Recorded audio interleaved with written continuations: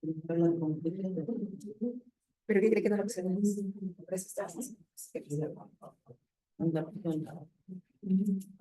Esto. ¿Sabes? Sí.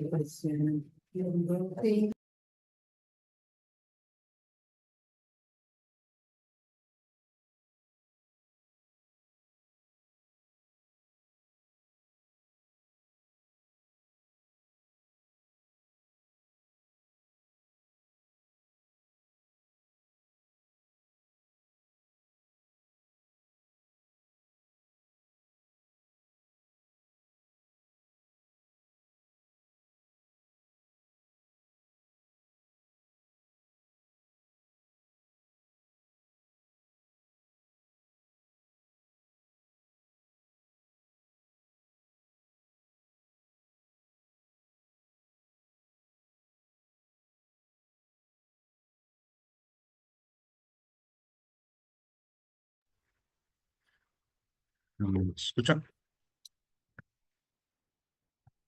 Bueno, de manera general, las leucemias crónicas, pues, bueno, como ya nos había dado también una introducción en agudas, Fernando, eh, provienen, bueno, efectivamente, las leucemias se originan, esta patología en la médula ósea. Como ven aquí, esta es la hematopoiesis. Entonces, como para poderlas ubicar, pues dentro de la médula ósea pues se van a formar dos estirpes linfocíticas y mieloides.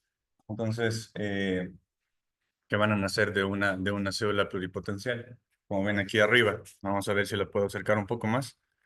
Entonces, para, para poder, para poder diferenciar un poco las leucemias crónicas de las agudas, pues vamos a ver que las leucemias crónicas van a afectar a digamos, a nuestras células más diferenciadas.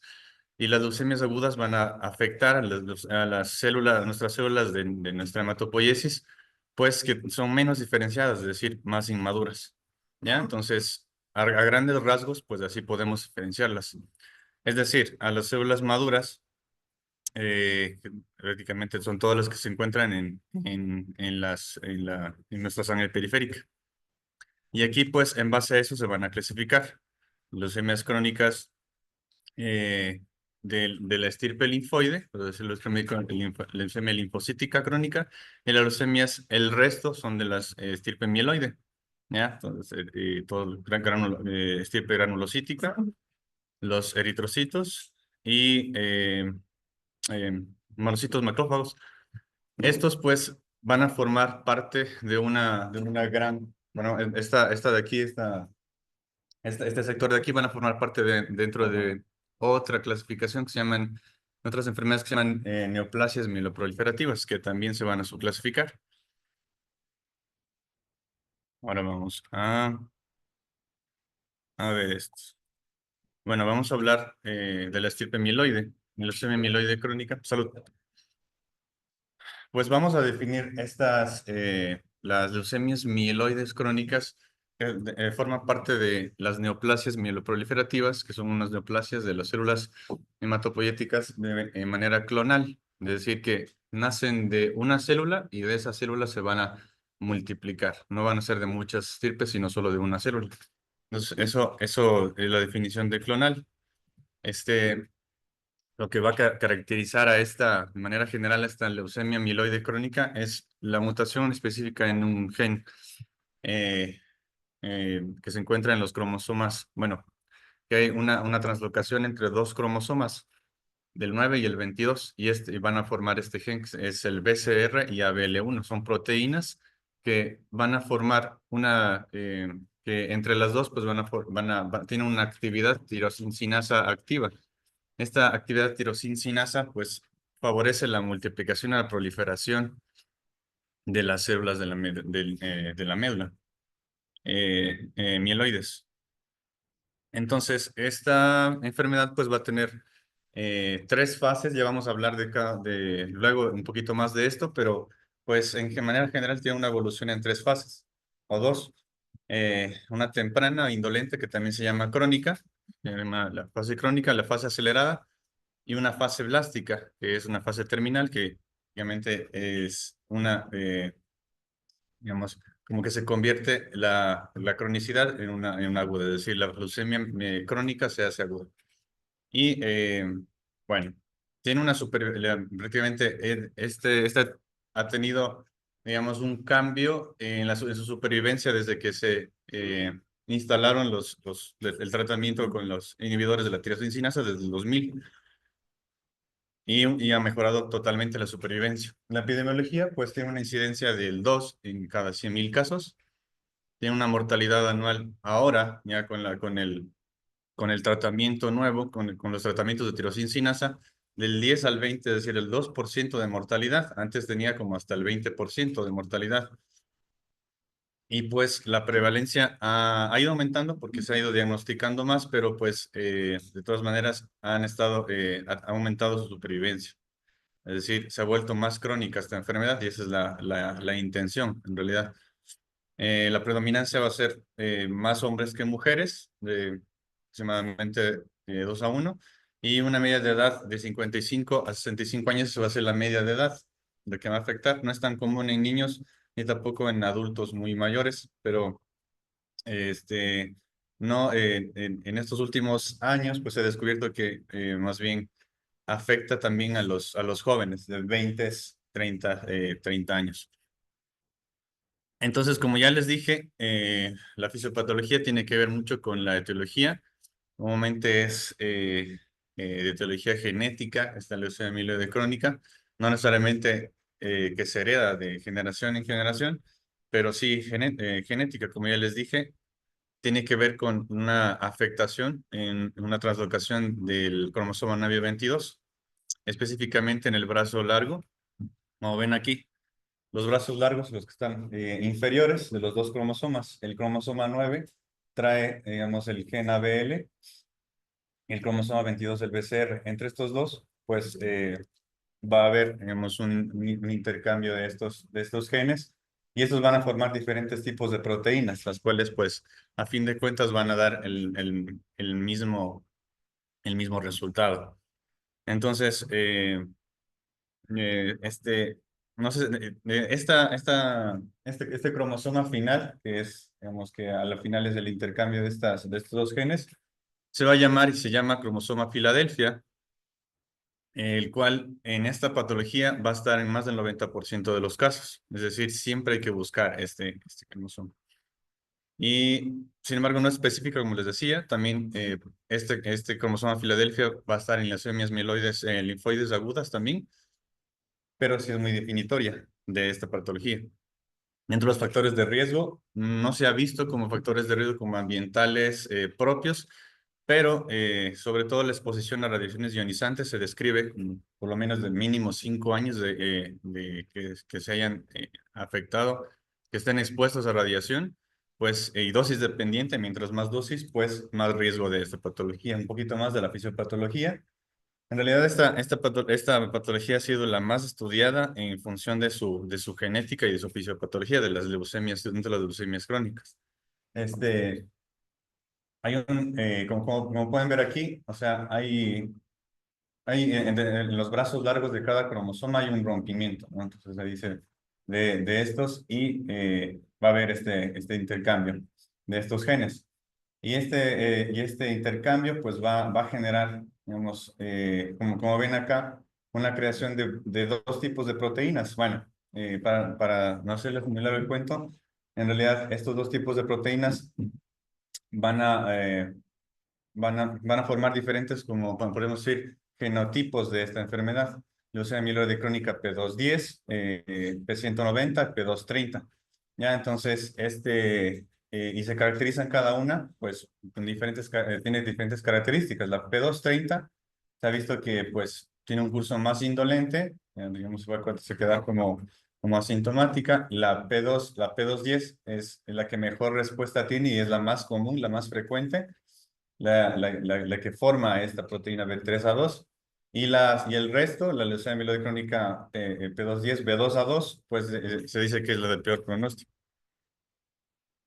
Entonces, como les dije, estas proteínas a fin de cuentas van a activar, digamos, vías de señalización, las cuales de manera descendente pues activan segundos mensajeros como RAS, RAF, quinasa, MIC y transductor de señales y activador de la transcripción, los cuales a fin de cuentas van a generar proliferación clonal. Dentro de los factores pronósticos, pues hay una escala que se llama Eutos Score, que pues nos va a servir en realidad, y luego les voy a hablar, eso nos va a servir como para ver pronóstico, ¿no? Entonces, para ver si este paciente va a tener mejor o peor respuesta al tratamiento. Es importante tener en cuenta esto, pues esto nos va a predecir cómo va a ir el paciente eh, en función de la fase en que se encuentre. Ya, se dice que es importante el factor socioeconómico. Se ha visto que en los países de más altos ingresos, pues tiene menor riesgo a diferencia de los otros. Hay anormalidades cromosómicas específicas que van a dar mal pronóstico, entre ellas, pues nada más por nombrarles trisomía 8, 17, anormalidades en los cromosomas 3 y las monosomías 7 y de lesiones del brazo largo de este cromosoma. Dentro de las manifestaciones de estadios, esto es muy importante, ya como para darnos cuenta y sospecharla. Como les decía, hay tres etapas. En la fase crónica, comúnmente va a ser una patología que se va a diagnosticar dentro de un consultorio, es decir, de manera rutinaria, se va a pedir una biometría hemática a un paciente y se va a ver eh, afectación en la biometría. Sin embargo, la sintomatología que va a tener en los pacientes que tienen síntomas, pues va a tener pues fatiga, pues pérdida de peso importante, pues comúnmente sí es no intencionada, saciedad temprana, dolor sobre todo y mucha sensibilidad en el cuadrante superior izquierdo, en que se encuentra prácticamente el vaso. ¿Y por qué les digo el vaso? Pues ahí es donde también se va a dar digamos, la proliferación hematopoyética. Entonces, sin embargo, la mayor parte de pacientes van a estar en la fase crónica, es decir, se va a diagnosticar de manera rutinaria. Si ya tiene síntomas como sangrado, trombosis, priapismo, y todos estos síntomas son por acumulación por leucostasis, es decir, acumulación de estas células policlonales en la sangre que van a provocar eh, oclusión o obstrucción al flujo sanguíneo y pues van a provocar trombosis, priapismo, artritis gotosa por acumulación del ácido úrico que se desprende de las células que también se encuentran en mucha proliferación y hemorragias retinianas. Entonces, estos síntomas ya nos van a dar, digamos, un peor pronóstico. Este cuadro de acá, pues, es digamos, la clasificación de las fases y las cuales podríamos decir que se encuentran los criterios diagnósticos de cada fase. En la fase crónica, pues, dentro de del frotis y del aspirado de médula ósea, pues vamos a ver células blásticas menores del 15% en la sangre periférica, menor al 30% de promielocitos y células plásticas tanto en sangre periférica como en médula ósea, y el resto pues va a estar basófilos menos del 20% y plaquetas más del 100%. En la fase acelerada ya comienzan a aumentar esas células tanto en en sangre como en médula ósea. Y en la fase blástica, pues es como una leucemia aguda, más del 30% de células blásticas y pues enfermedad extramedular, células inmaduras. Aquí vamos a tener las características clínicas y también ¿cómo se llama?, de sangre periférica y de médula ósea, las cuales nos van a caracterizar y en base a su prevalencia. Ya, la esplenomegalia va a estar en uno de cada tres casos, la hepatomegalia pues, en uno de cada cinco, y va a haber linfadenopatías pues muy escasas, ¿no? O sea, si ya vemos como que hay mucha linfadenopatía, pues ya vamos a sospechar de que más bien tuviese más bien un espectro que esté combinándose con otra patología, ¿no? Puede ser. puede ser ya de estirpe linfoide. La anemia, el 10 al 15%, pero dentro de todo esto quiero que se fijen en que sí, es muy, va a ser muy prevalente digamos, la anemia y mejor dicho, los aumentos de de los leucocitos más del 50.000, del 35 a 40%. Y pues aquí también podemos ver las escalas, ¿ya? Bueno, ahorita les voy a decir un poco más sobre esto. Si, por ejemplo hay síntomas como cefalea, dolor, infarto esplénico, pues favorecen a que esta leucemia no es común, no es la más común y por ende es menos, va a tener peor pronóstico, es decir, va a estar en fase acelerada o blástica. La fase acelerada va a tener un empeoramiento de los síntomas de la fase crónica, como empeoramiento de la anemia, de la esplenomegalia, o va a infiltrar otro órgano. Y la fase blástica, lo que les decía, como una leucemia aguda. Y todo lo que conlleva la leucemia aguda. Sangrado, fiebre e infecciones, ¿no? Por las estirpes afectadas. En las leucemias crónicas, comúnmente este tipo de riesgo de sangrado, de fiebre e infecciones, perdón, de infecciones y de eh, perdón, de anemia, sangrado de infecciones, sí va a ser un poco más leve que en las agudas, porque por eso no se va a diagnosticar inmediatamente por ello. Entonces, ¿cómo se hace el abordaje? Pues primeramente clínico, ¿no? Historia clínica y examen físico. Como ya habíamos visto, ya les dije los síntomas que se va a tener principalmente. A la exploración física, pues hepatosplenomegalia, que no haya mucha linfadenopatía, pues síntomas y signos de anemia, probablemente sangrado. Y pues lo primero que se va a pedir una biometría hemática. Dentro de esta biometría hemática, pues vamos a ver que vamos a tener una leucocitosis eh, muy alta, ¿no? Aproximadamente va desde 12.000 hasta 1.000.000, ¿no? La media va a ser de 100.000 leucocitos. Y todos estos, ¿qué van a hacer? Como les dije, afectan a la estirpe más diferenciada, a las células más diferenciadas, es decir, van a ser maduros. Entonces van a ser granulocitos maduros, un bulto mielocítico que se dice, va a haber eosinofilia, va a haber basofilia, ¿ya? Entonces van a afectarse todas eh, estas células de la estirpe granulocítica y asocia anemia y trombocitosis, ¿ya? Como les decía. Lo segundo que hay que hacer, pues, por supuesto, a ver de qué se trata o de cuáles células se están tratando. Y obviamente vamos a verlas en el microscopio con frotis de sangre periférica. Tendría que haber por menos de 5% de blastos para que se trate de que es una leucemia crónica. Y por último, pues los estudios medulares que nos van a servir pues para definirla, para ya definitivamente darle el nombre de leucemia mieloide crónica eh, por la mutación. Entonces, los estudios medulares va a ser importante, pues, el aspirado de médula ósea, realmente muchas veces se hace también la biopsia y la citometría de flujo y el estudio molecular citogenética. Dentro de estos últimos estudios, pues, es que se va a estudiar tanto el cariotipo como el PCR de este gen. Y con eso vamos a definir digamos, la gran afectación, que es más del 90% sucede. ¿Ya? Pero en los casos en los que no sucede, pues hay otros estudios. Es decir, se hace el cariotipo, encuentras que pues no tiene el cromosoma Filadelfia entre el cariotipo, pues le haces un PCR, es decir, ya ya una prueba un poco más específica, más sensible, perdón. Sin embargo, se dice que esta prueba no va a detectar todos los productos, es decir, digamos, todos los genes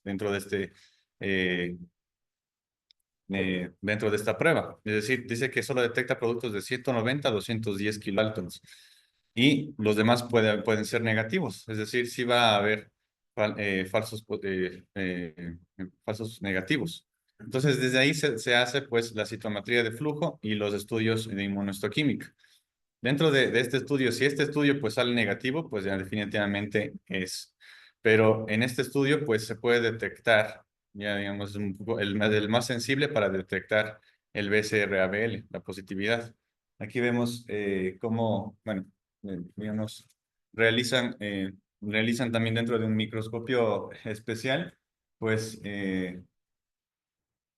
colocan el ADN del paciente y pues lo desdoblan pues, para ver todos los genes y estos se van pintando, comparan con un normal. Digamos, los que ven de allá amarillos, pues son los que están, son el BCR-ABL positivo. Los de acá, pues el normal. Entonces, tienen un falsos negativos muy escasos, hasta el 1%, pero pues va a ser el método más sensible como para diagnosticar.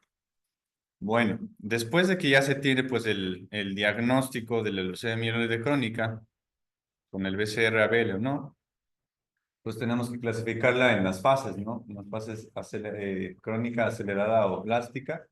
Y aquí tenemos los criterios, ¿ya?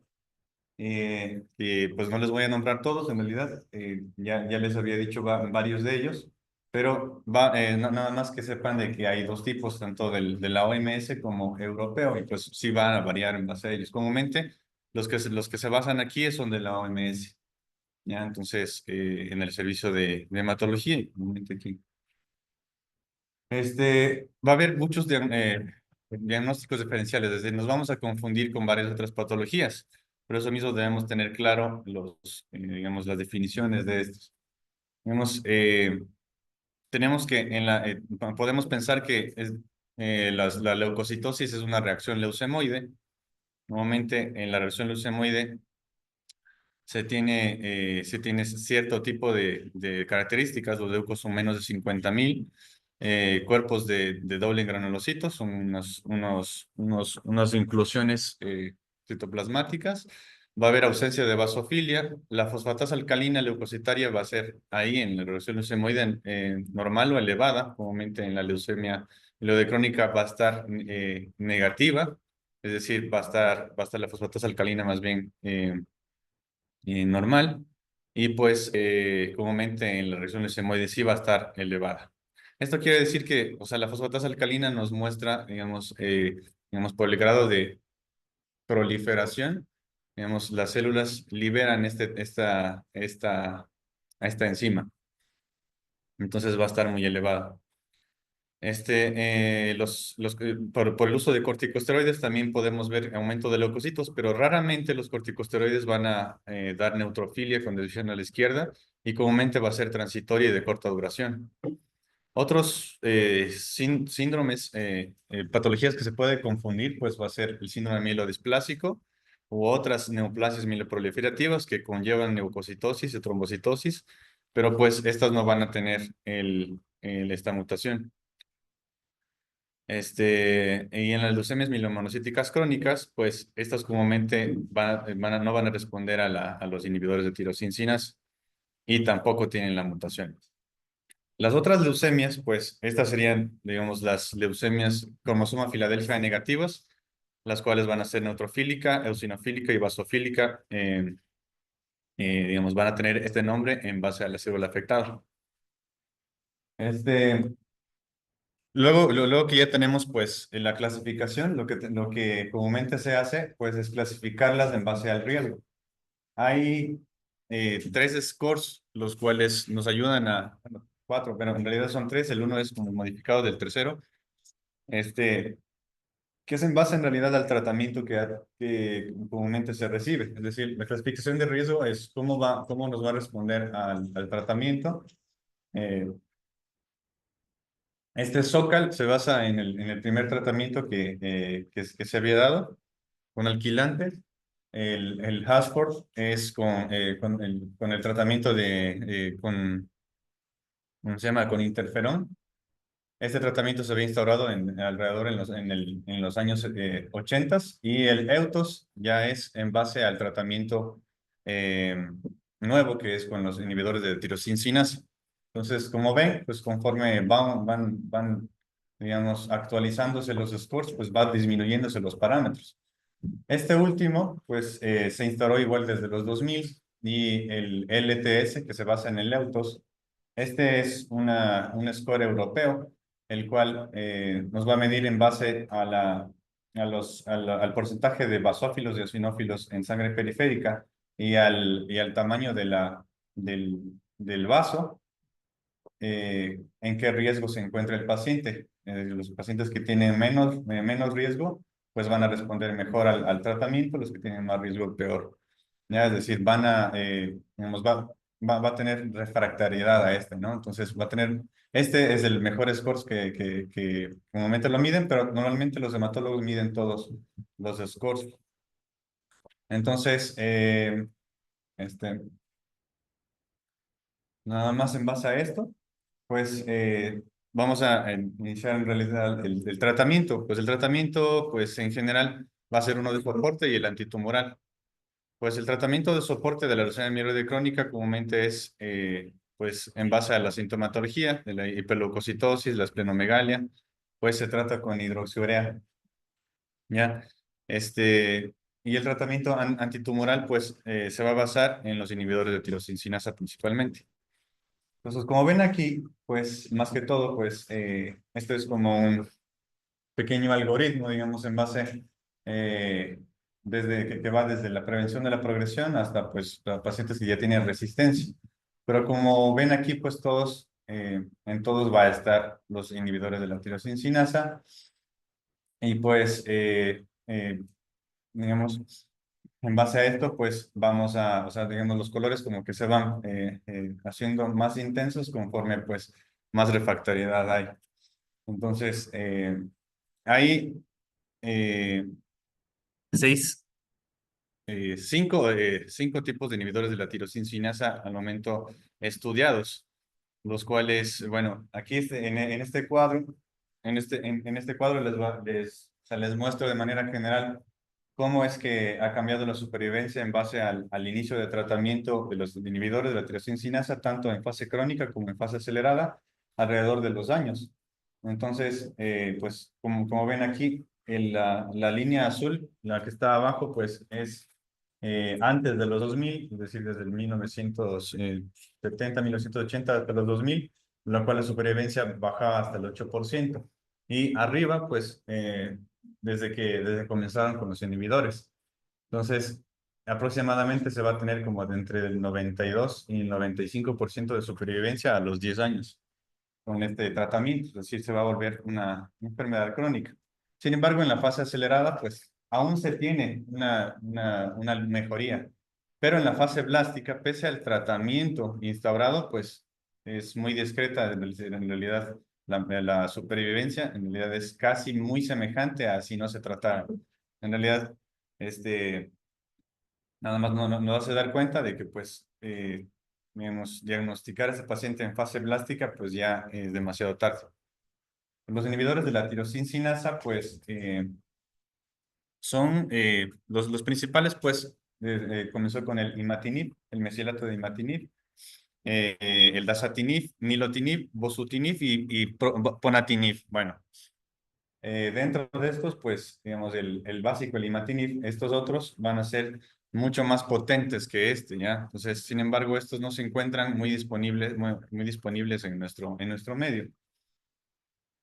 Sin embargo, vamos a ver que cualquiera de estos se puede iniciar en primera línea, ¿ya? Estudios que han comparado varios de estos, pues no han visto como una diferencia entre estos y pues, como disponibilidad tenemos el imatinib. Tenemos otro medicamento que le llaman como Synribol, bueno, tiene este nombre, omacetaxina mepesuccinato. Pues este es un inhibidor directo de la tirosincinasa. Entonces, inhibe la síntesis de la tirosincinasa. Entonces, incluso todavía va a ser más potente, pero se usa sobre todo en los pacientes refractarios a los del primero. No vamos a ahondar mucho en el tratamiento, digamos, esto ya es más, ya es un poquito más campo de la especialidad de hematología. nada más que sepan cuáles se usan. Estos son los estudios en los cuales, digamos, se ha visto la comparativa de estos medicamentos, eh, entre ellos y sobre todo el imatinib, pues solo, que tienen una alta remisión. Bueno, estas siglas de aquí son la remisión de la enfermedad y respuestas citogenéticas completas. ¿Ya? Entonces, digamos, en eso vamos a evaluar la respuesta a la enfermedad. Este cuadrito también nos indica más o menos un algoritmo de tratamiento, que tampoco vamos a andar mucho, pero ya vamos viendo que en las guías americanas siempre van a iniciar como primera generación el imatinib y cómo se dan cada uno.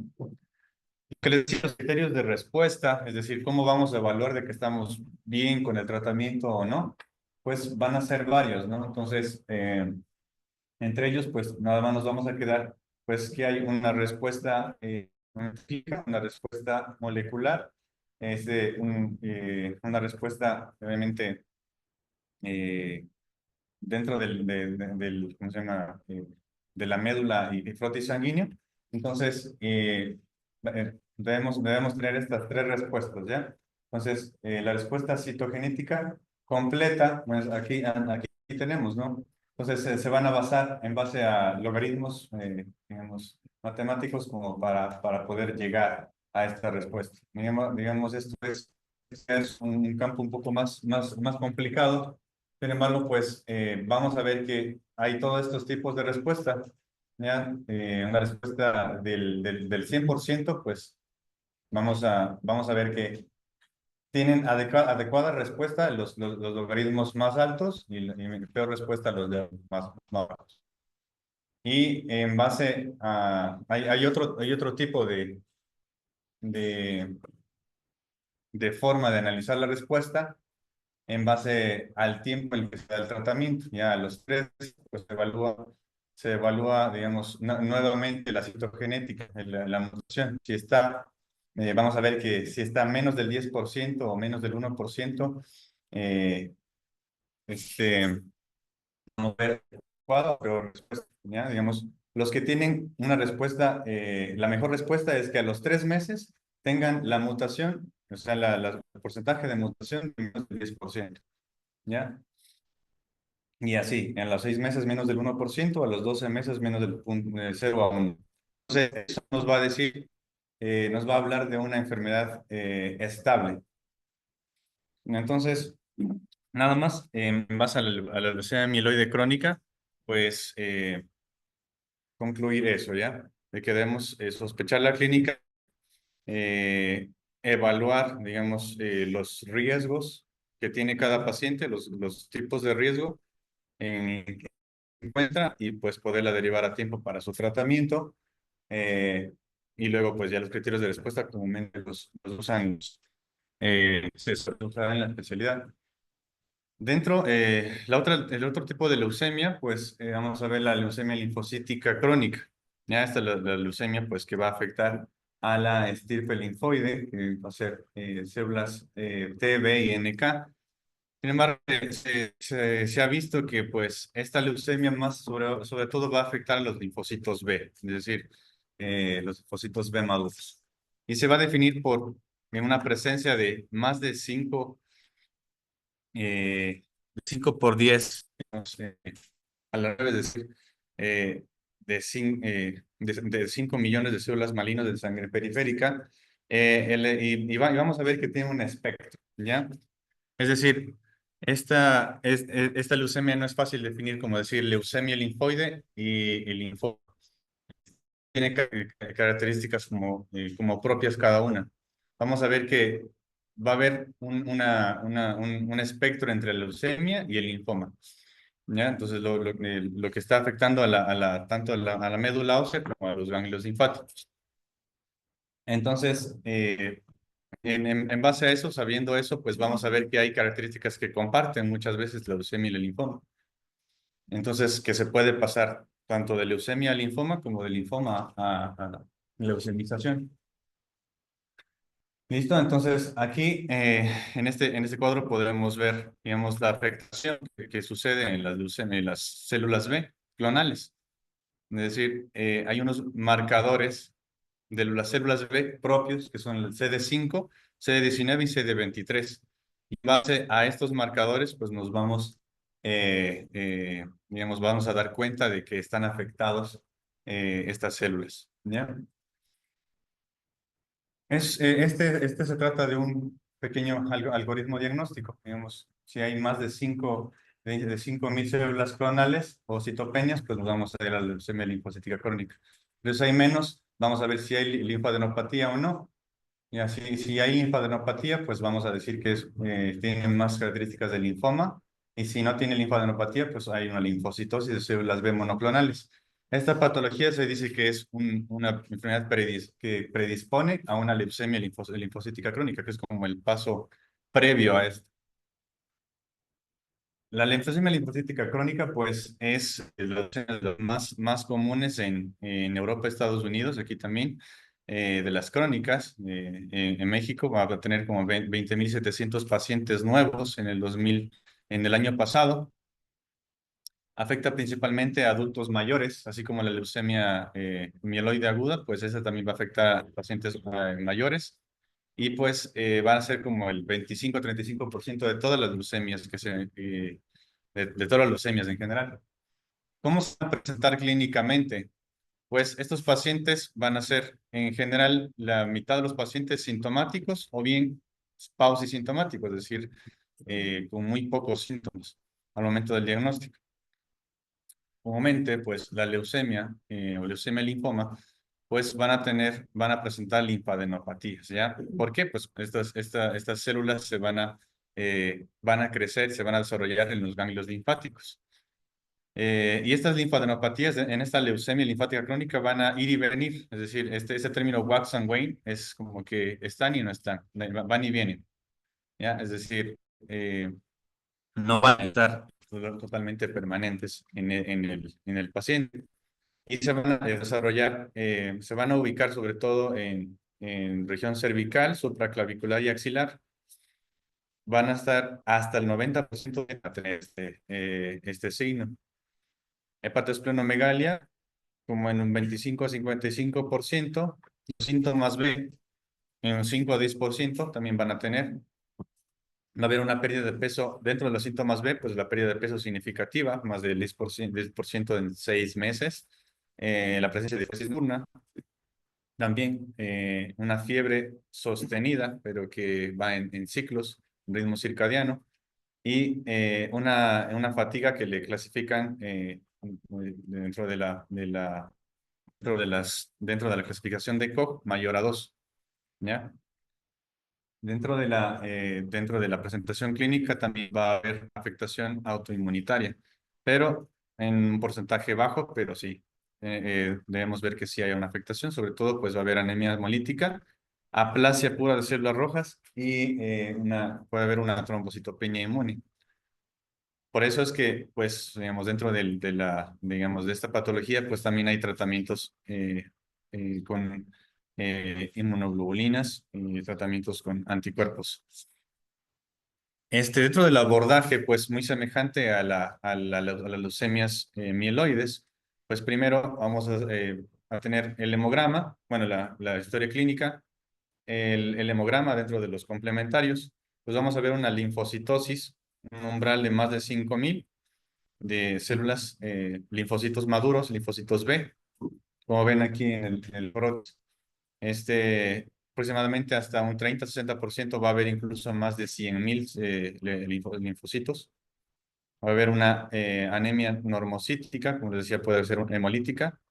Va a haber neutropenia y trombocitopenia también puede haber, porque pues estos linfocitos van a desplazar a las demás células mieloides. Es decir, como hay más linfocitos maduros, va a haber menos de los otros maduros. Entonces, puede haber también este tipo de disminución. En frotis de sangre periférica, las clásicas manchas de Grunfeld, no necesariamente específico de la leucemia, pero como ven aquí, son estas células de esta forma atípica, digamos que son como, son linfocitos maduros que han sido como que deformados, ¿ya? Es parte de la linfocitosis clonal. Y pues, por último, los estudios medulares. Se dice, bueno, hay muchos que dicen que no son necesarios, pero sí se requieren como para detectar mayor clonalidad de la sangre periférica y en la médula ósea. Sin embargo, pues muchos dicen que ya con el ver la clonalidad en la sangre periférica ya podemos saber que es una leucemia linfocítica crónica. Y también para ver el pronóstico nos serviría. Y la citometría de flujo, esto es un gráfico que muestra, digamos, cómo se representa la citometría de flujo. En realidad es algo como que, eh, digamos, como a grandes rasgos, porque es una explicación muchísimo más compleja, pero a grandes rasgos, digamos, se van a pintar, digamos, las células más frecuentes, van a estar más acuñadas y los que se ven más intensas.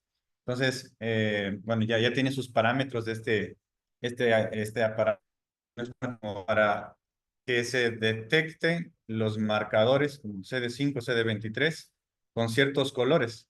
Aquí vemos que el CD5, CD23 están con rojo y los CD20 están con verde.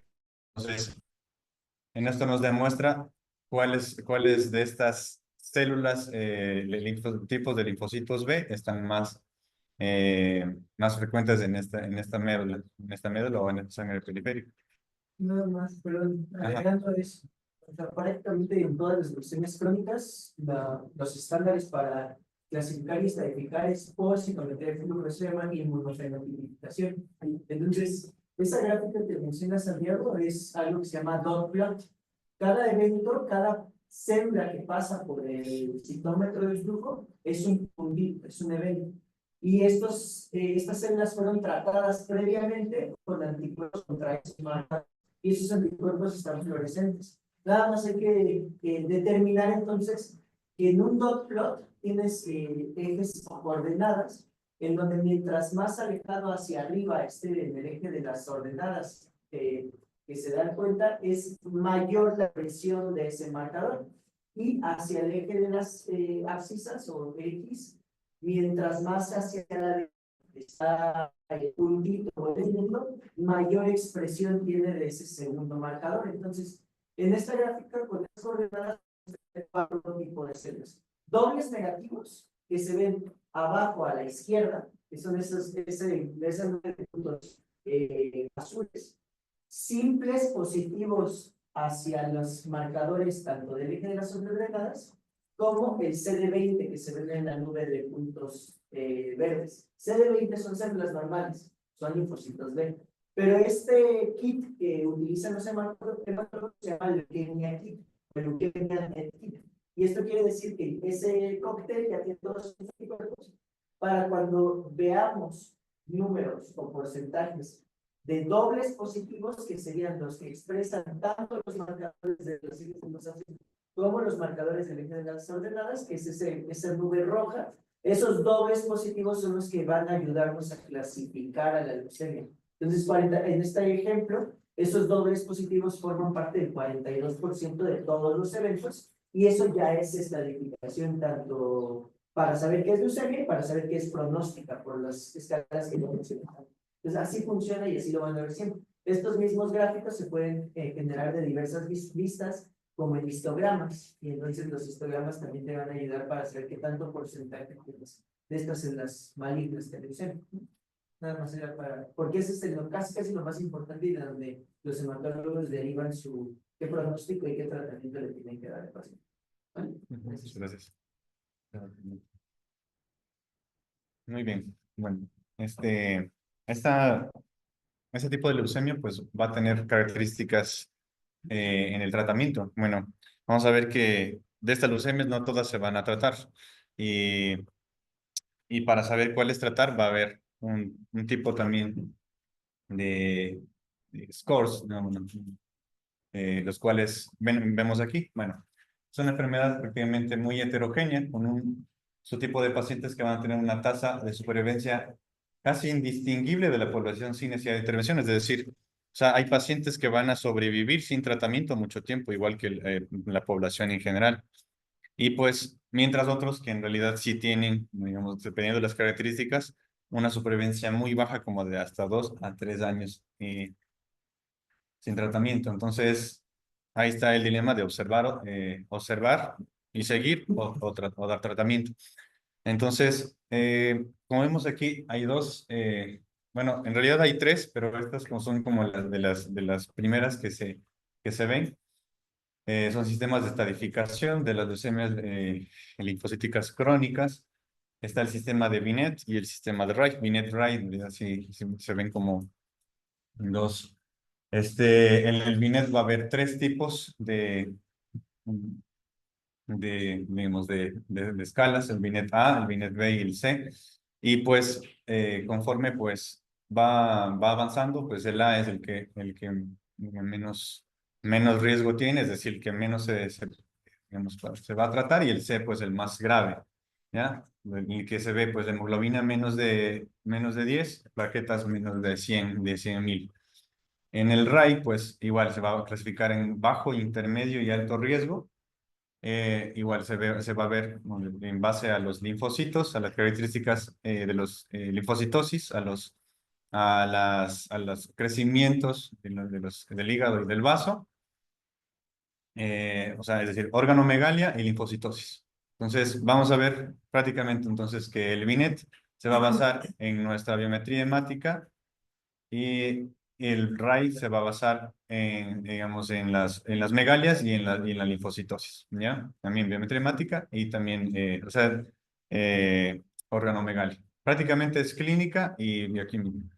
Entonces, hay una tercera clasificación, que son unos criterios del consenso, ya hicieron un consenso en base a eso. En realidad se basan mucho en el RAI y en el Binet, pero como los envuelven en 7 parámetros, bueno, para no decirles demasiado, digamos, sobre esto, pues sí se van a basar mucho en las características del Ray Binet, se basan digamos, en la evidencia de anemia, trombocitopenia, en evidencia de espleno, o sea, de las megalias, esplenomegalia, de las linfadenopatías.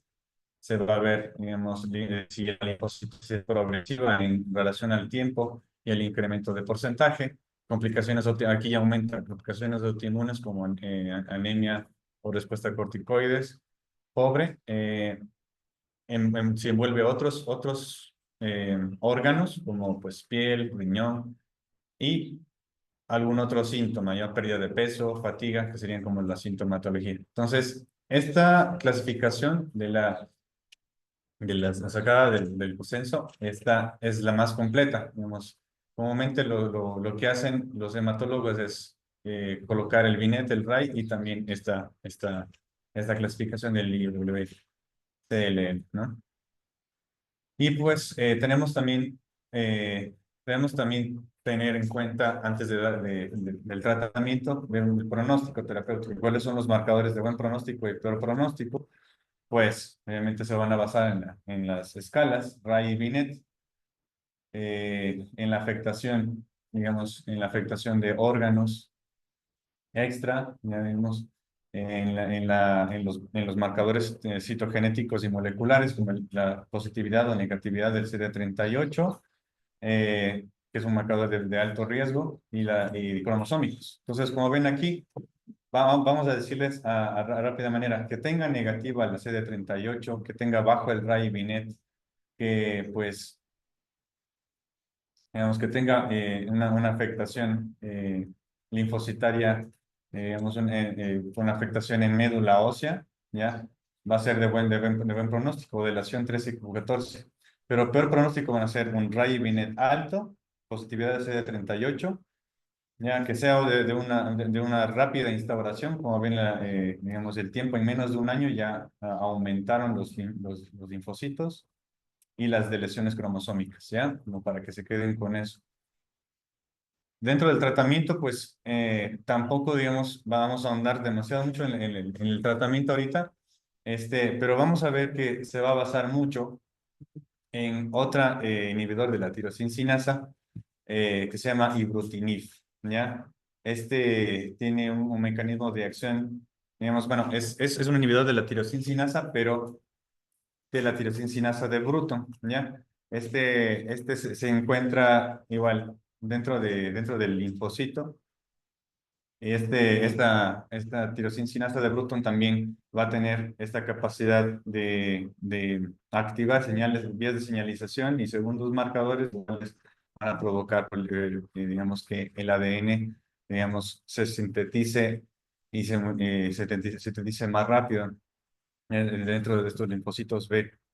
Y pues en base a eso, pues nada más decir que el ibrutinib va a estar presente en todo tipo digamos, de tratamiento. Entonces, este cuadro, digamos, se va a basar, digamos, en qué criterios se basan digamos, los hematólogos para saber si se va a tratar o no. Se van a basar mucho en las características clínicas, en si la enfermedad está activa o inactiva. ¿Cómo sabemos que está activa? Pues tiene un Binet C o un RAI 3 o 4. Ya, si está la enfermedad inactiva, simplemente no vemos nada más, ni de lesión, ni fitness, nada. No se trata. Pero si la enfermedad está activa, pues va a haber diferentes parámetros. ¿Ya? Vamos a ver, van a tener en cuenta la de lesión del cromosoma 17 o la mutación del TP53. Si esta se encuentra mutada, pues vamos a ver prácticamente si hay una mutación, con eso directamente nos vamos al tratamiento. Pero si no hay esta mutación, pues vamos a ver si el paciente tiene, ya esto de fitness que ven aquí, se basa en las comorbilidades que tenga el paciente y la funcionalidad. Normalmente, pues si tiene más comorbilidades, pues en realidad van a ver como que no va a ir bien, o sea, va a ir slow dose, como que va a ir, en realidad tenemos que ir como que más, va a tener peor pronóstico en ese sentido, o vamos a tener que usar otro tipo de tratamientos más agresivos. Y el go-go, o sea, el paciente que no tiene muchas comorbilidades, pues le va a ir bien. Entonces, y por último, el IGHB, que prácticamente a ver, esta de aquí es digamos, una mutación, no recuerdo bien esto, pero es una mutación en las inmunoglobulinas, cadenas. región variable de la cadena pesada de las inmunoglobulinas. Ajá, sí, sí. Entonces, justamente es la mutación en esta región pues, de esta cadena pesada, pues, no, digamos, igual, es mutada y no mutada. M y U. M mutada y U no mutada. Entonces, en ese caso, pues vamos a ir por uno u otro tratamiento. Pero en todos, pues el ibrutinib va a estar presente. Eso como tratamiento de primera línea y como de segunda línea, pues ya solamente se van a basar si es fitness o no. Entonces, igual en base a estos tratamientos va a haber parámetros como la leucemia mieloide crónica, parámetros de si está respondiendo o no, pero estos se amplían todavía mucho más como remisión completa, remisión parcial, enfermedad progresiva y enfermedad estable. O sea, en base a ciertas características tanto clínicas como de su sangre periférica y médula ósea, pues vamos a ver si está respondiendo o no. Pues, por ejemplo, en pacientes que tengan que una vez instalado el tratamiento, ya después de 3 meses, vemos que no tiene, digamos, no tiene nódulos linfáticos más de 1.5, digamos, el tamaño del hígado, del vaso, ya miden menos, ya están casi normales, síntomas constitucionales ninguno, y los linfocitos circulantes normales, pues, están en una remisión completa. Pero en pacientes que está progresando cada vez más, pues va a haber, vamos a definir como un empeoramiento de un 50% de los valores previos, ¿ya? Tanto de los nódulos linfáticos y de todas las características.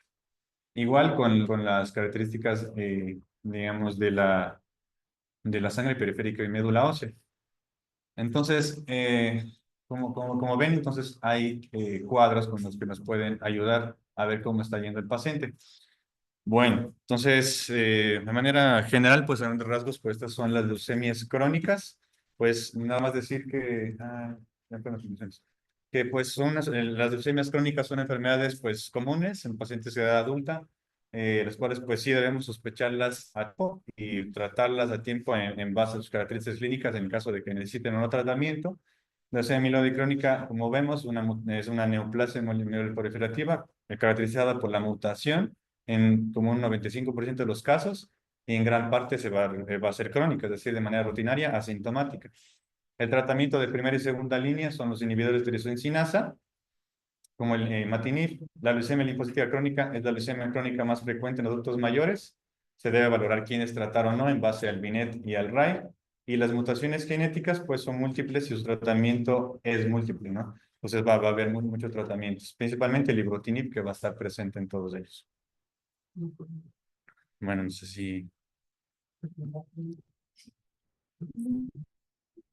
Y más...